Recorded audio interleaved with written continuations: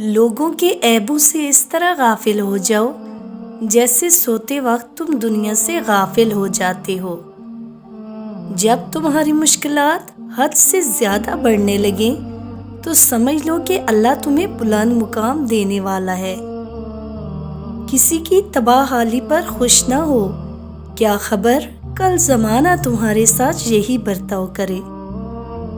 اگر کوئی تم سے پوچھے بتاؤ زندگی کیا ہے، تو تم ہتھیلی پر ذرا سی خاک رکھنا اور اسے اڑا دینا۔ لوگوں سے یاد کرنے کا شکوہ مت کرنا، کیونکہ جو انسان اپنے رب کو بھول سکتا ہے وہ سب کو بھول سکتا ہے۔ زبان کا وزن بہت ہی ہلکا ہوتا ہے، مگر بہت کم لوگ ہی اسے سنبھال پاتے ہیں۔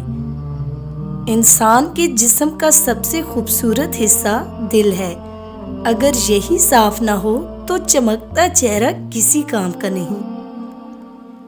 دنیا میں وہی لوگ سر بلند رہتے ہیں جو تکبر کے تاج کو دور پھینک دیتے ہیں۔ بلندی کو اللہ پاک نے عاجزی اور انکساری میں رکھ دیا ہے، اور لوگ اسے تکبر میں تلاش کرتے ہیں۔ انسان کے لیے دنیا کی نعمتوں میں سے نعمت اسلام ہی کافی ہے، مشغولیات میں سے صرف اللہ تعالیٰ کی اطاعت ہی کافی ہے، اور عبرت کے لیے روزمرہ کی اموات کا واقع ہونا ہی کافی ہے۔ تمہاری عورتوں میں سب سے بہترین عورت وہ ہے جو اپنے کردار میں پاک دامن ہو اور اپنے شوہر کو حد درجہ پسند کرنے والی ہو۔ جو چاہتا ہے کہ اپنے رب کو پہچانے، اسے چاہیے کہ پہلے اپنے نفس کو پہچانے۔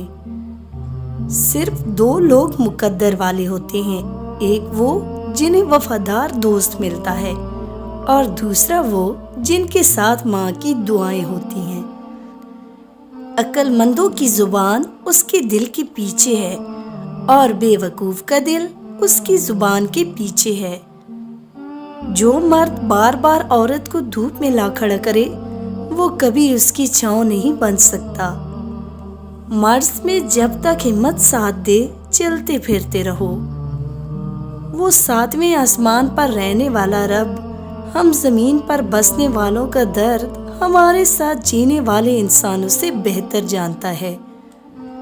جو بہت اچھا لگے اسے بہت کم ملا کرو، جو انتہا سے زیادہ اچھا لگے اسے صرف دیکھا کرو، اور جو دل میں سما جائے اسے صرف یاد کیا کرو، کیونکہ جو آپ کے جتنا قریب ہوتا ہے دنیا اسے اتنا ہی دور کر دیتی ہے۔ آنسو کا ہر قطرہ دنیا کی ہر چیز سے زیادہ مہنگا ہے، لیکن کوئی اس کی قیمت اس وقت تک نہیں جان سکتا جب تک وہ اس کی اپنی آنکھ سے نہ نکلے۔ حضرت علی سے کسی نے پوچھا کہ آپ کی تلوار تو بہت تیز ہے مگر آپ کی سواری سست ہے، کیا ہی اچھا ہو کہ آپ سواری بھی تیز رکھ لیں۔ حضرت علی نے فرمایا، تیز سواری کی ضرورت دو قسم کے لوگوں کو ہوتی ہے، ایک وہ جو میدان سے ڈر کر فرار ہونا چاہتے ہیں، اور دوسرے وہ جو بھاگتے ہوئے کا پیچھا کرتے ہیں، یعنی مال غنیمت کے لیے، اور میں دونوں کام ہی نہیں کرتا۔ رزق کے پیچھے اپنا ایمان خراب مت کرو، کیونکہ رزق انسان کو ایسے تلاش کرتا ہے جیسے مرنے والے کو موت۔ حضرت علی کے پاس ایک یہودی آیا اور کہا، میں نے سنا ہے کہ آپ مسلمان جب عبادت کرتے ہو تو برے برے خیالات آتے ہیں، جبکہ ہم عبادت کرتے ہیں تو ہمیں نہیں آتے۔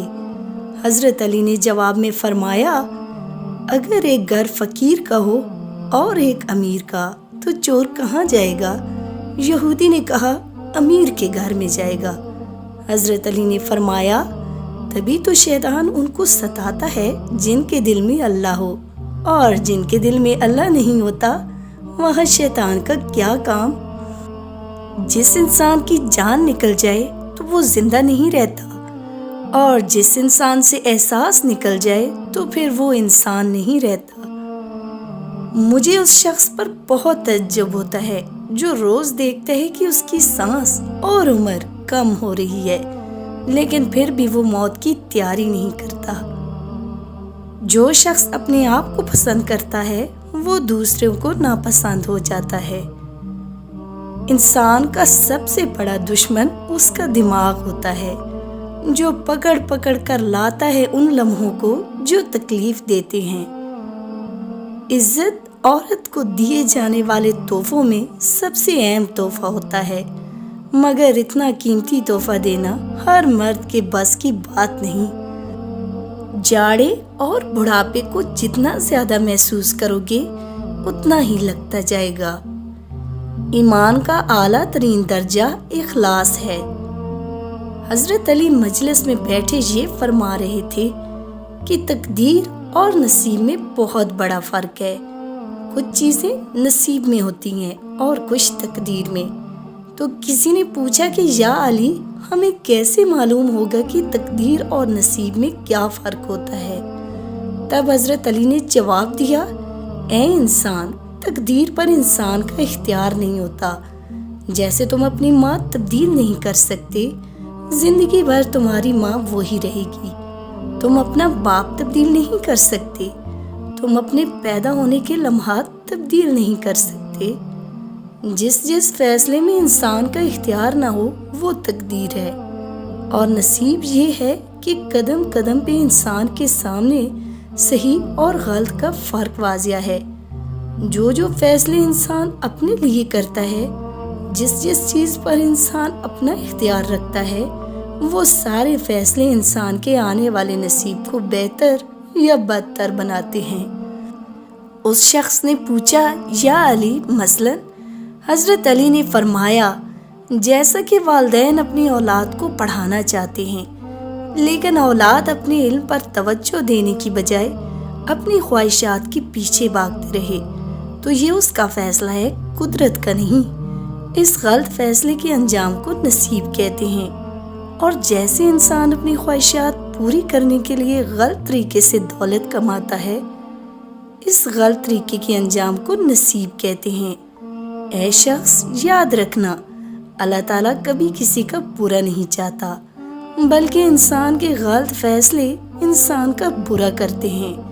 تو اس نے پوچھا، یا علی، اگر کوئی صحیح فیصلے کرتا رہے پھر بھی اس کی زندگی تکلیفوں سے بھر جائے تو پھر؟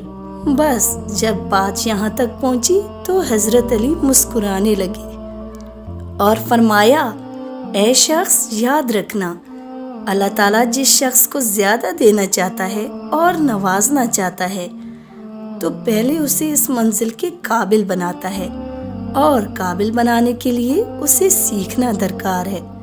یاد رکھنا، اللہ تعالیٰ جسے سکھانا چاہتا ہے اسے نہ کسی مکتب بھیجتا ہے نہ کسی استاد کے پاس، بلکہ اسے تکلیفوں کا زیور پہناتا ہے، کیونکہ اس زمین پر انسان کو سکھانے کے لیے سب سے بہترین استاد تکلیف ہے۔